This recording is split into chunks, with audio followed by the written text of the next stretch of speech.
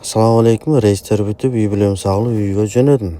Semyaga kelsam shashlik jeb kelaylik, prirodaga chiqib degandan shart go'shtlarni olib, shart polniy marinovka qilib, tayyor qilib, mana shunday olib keldim. Tovuqlarni sayib, qo'yning sonidan shashlik qilib, an sayib ko'rach, mana çok qo'yib qo'ydim.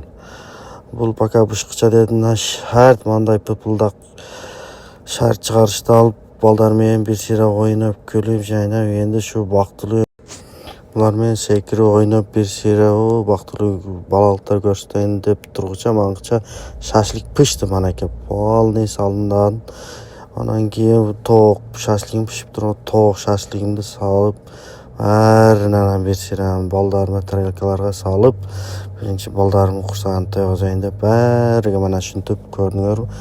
Shashlikdan solib berib, nari beri qilib, bularni qursag'ini to'yg'ash kerak. Bularni o'z ustida o'z dedim. Bo'ldi gap shu.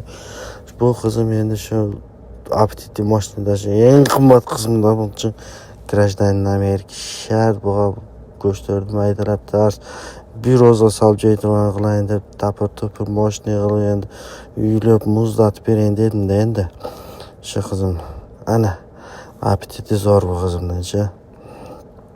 Vaqtli bolalikda bularda ham. Mana endi shart kampir doy steak yeymiz dedim. Shart steak boshladi mana shuni mana. Anaka. Zo'r bo'lgan ekan deyman. Bu steakni yeyib desa, biz qursog'imiz to'yib qoltirdi. Ne qilamiz unda baliq qaramaymiz deb.